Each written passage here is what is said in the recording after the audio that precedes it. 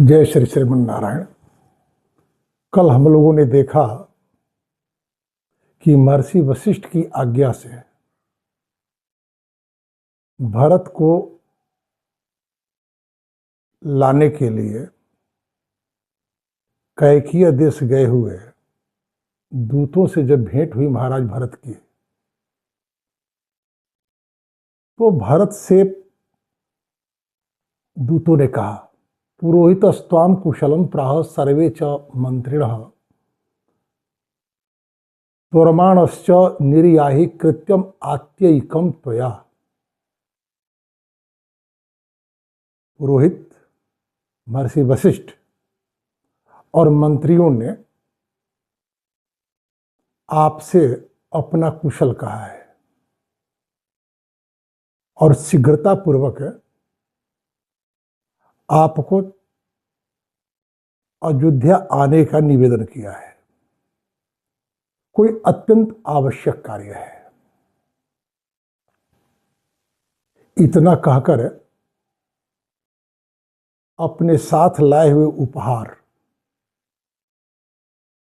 जिसमें भरत के नाना महाराज अश्वपति के लिए 20 करोड़ रुपए के बहुमूल्य उपहार थे, तो मामा युद्धजीत के लिए 10 करोड़ रुपए के बहुमूल्य उपहार। इन सारे उपहारों को भरत को देते हुए कहा, दूतों ने इमानि च महारहानि वस्त्राण्याभरणानि च प्रतिगृह्य विशालाक्ष मातुलाय दापय।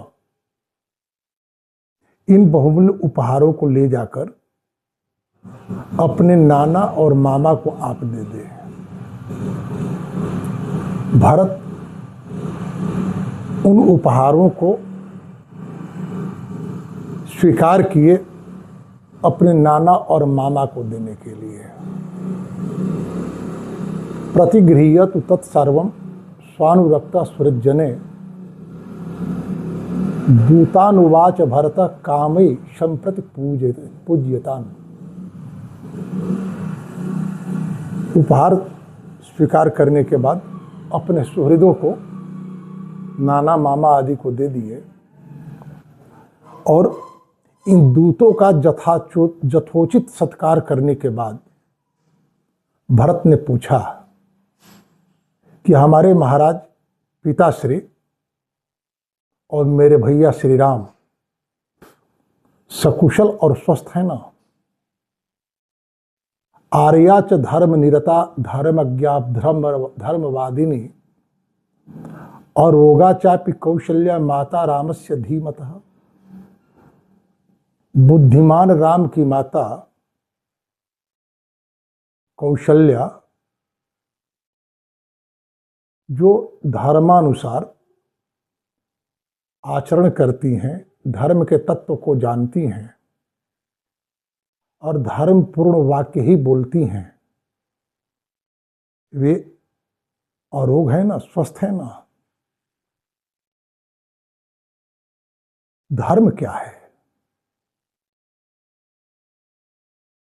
इसको लेकर के बहुत सारे लोग बहुत तरह की बात करते हैं। धर्म का मूल अर्थ है जिस दायित्व को आपने स्वीकार किया है उस दायित्व का सम्यक प्रकार से पोषण, पालन और उसके उत्कर्ष के लिए प्रयत्न करना ही धर्म है। कौशल्या अयोध्या राज परिवार की बड़ी रानी होने के नाते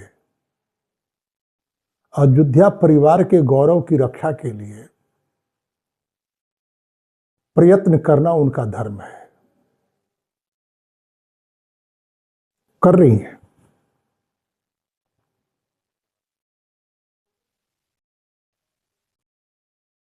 महाराज दशरथ की पहली पत्नी होने के नाते वे धर्मपत्नी हैं।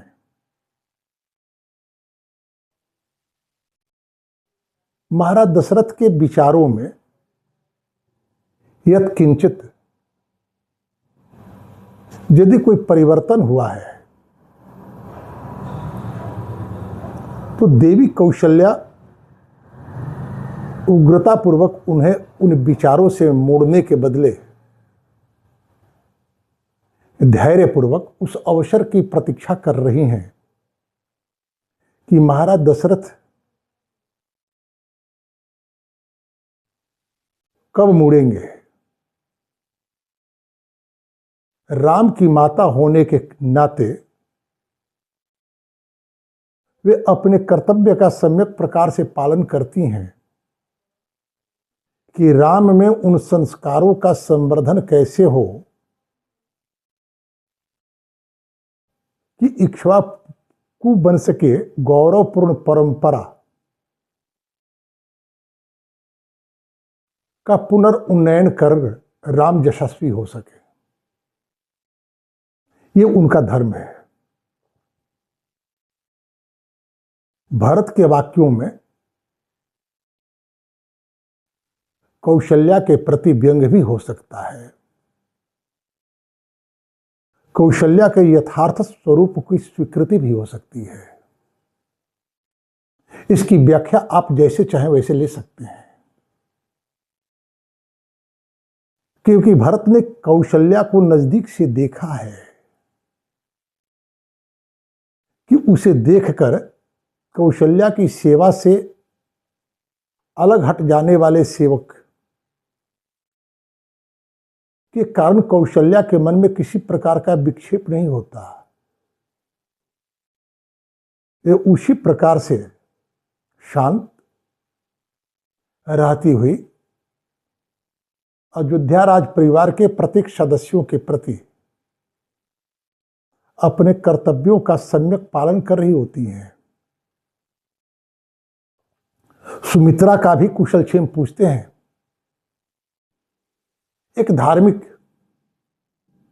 चरित्र धारण करने वाली जो केवल मित्र धर्म का निर्वाह करना ही जानती हैं, ऐसी सुमित्रा सकुशल है ना। आगे जो भरत पूछते हैं वो बड़ा ही मार्मिक है। कहते हैं आप्त कामा सदा चंडी क्रोधना प्राज्ञमानिनी अरोगा चापी में माता कैकेयी किमुवाच।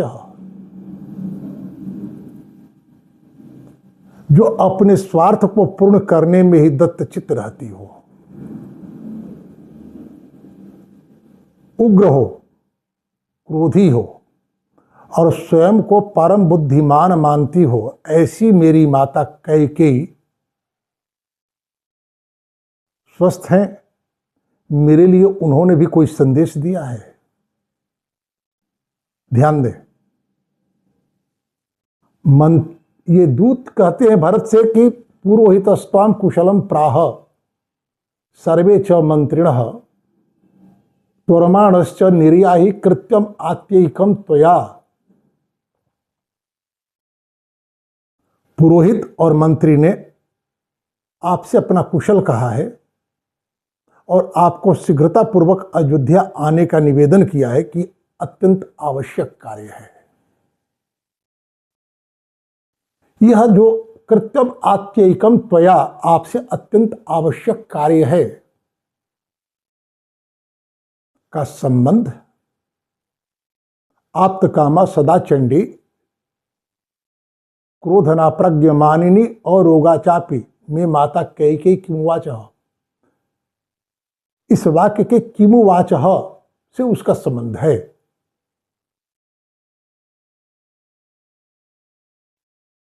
राम राज्याभिषेक की बात करते समय भगवान श्री राम से महाराज दशरथ ने जो बात कही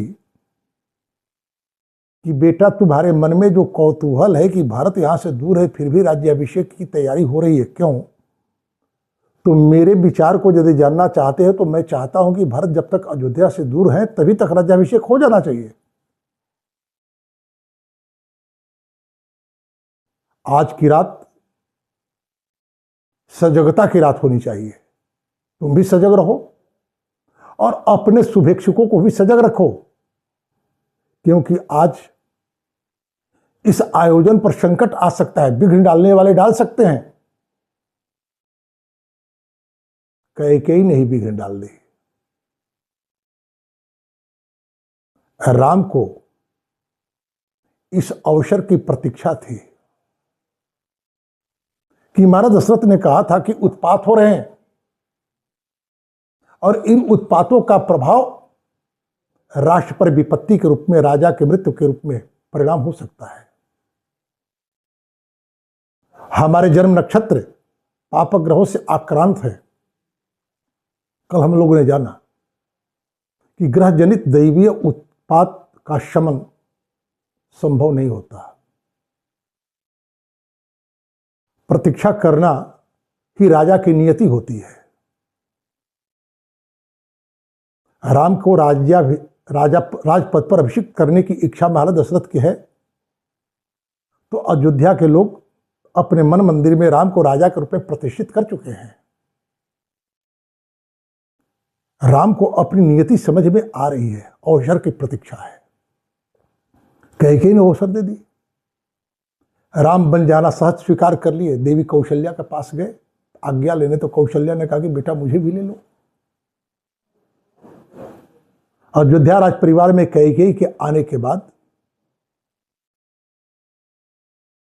से अपनी स्थिति का वर्णन तो करती है, विशेष रूप से भरत को लेकर कहती है कि भरत को देखकर मेरी सेवा में नियुक्त सेवक मुंह से बात करना बंद कर देते हैं। तो क्या यह भरत का स्वभाव है या उसे प्रेरित किया गया है? निश्चित ही कैकेयी भरत को अयोध्या के भावी राजा के रूप में प्रेरित कर रही है।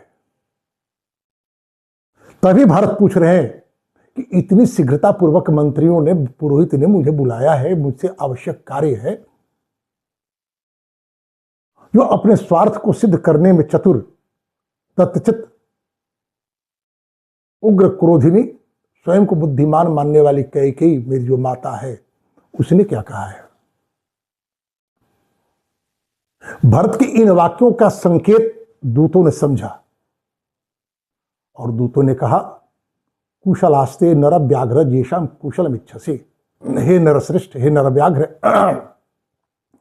अब जिनके कुशल की कामना कर रहे हैं, पूछ रहे हैं, वे सभी सकुशल हैं। विशेष बात दूतों ने क्या कहा? श्रीश्चत त्वाम वृणुते पदमाम युज्यताम चापि ते रथः। पद्मा अर्थात लक्ष्मी, राजश्री, आपका वर्ण करने के लिए खड़ी हैं। आपके लिए रथ भी जुता है, तैयार है। भरत के मनोभाव,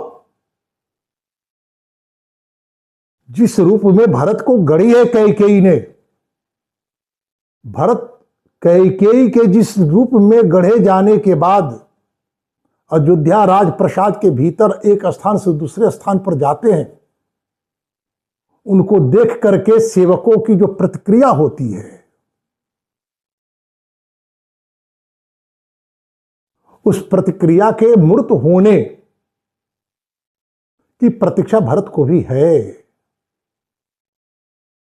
और जिस शीघ्रता से बुलाया गया है, भरत को यह अनुमान हो रहा है कि कहीं ऐसा तो नहीं कि कैकेयी अपने उद्देश्य में सफल हो गई। क्या कैकेयी ने कुछ कहा है? दूतों ने कहा कि राजश्री, तो आपका वर्ण करने के लिए तैयार है, रथ भी तैयार है, आप चले। नाना महाराज अश्वपति से जाकर के विदा मांगते हैं। अश्वपति बहुत सा उपहार देते हैं। उपहार में देते क्या हैं? धन देते हैं,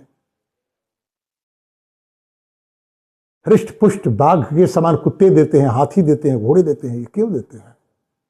इन उपहारों पर विचार किया जाए। ये जितने उपहार हैं, ये सामरिक दृष्टि से महत्वपूर्ण है। अयोध्या राज परिवार की जो स्थिति है, कैकेयी यदि अपने आग्रह के साथ भरत को राजपद पर बैठे हुए देखना चाहती है, हो सकता है कि राम इसका विरोध करें। ऐसी स्थिति में यदि कुछ ऐसा करना पड़ा तो अयोध्या की सेना, अयोध्या की सामरिक शक्ति भरत को यदि सहयोग न करे भी तो महाराज अश्वपति के द्वारा दिया गया संसाधन, उपहार भरत के काम आएगा। कोई उपहार देता है तो क्या देता है, उसके द्वारा दिए हुए उपहार के अर्थ होते हैं। उपहार ऐसे ही नहीं दिए जाते। अयोध्या से जो उपहार भेजा गया बहुमूल्य वस्त्र आभूषण थे, अर्थात कहीं ना कहीं कैकेयी के अयोध्या आने के बाद से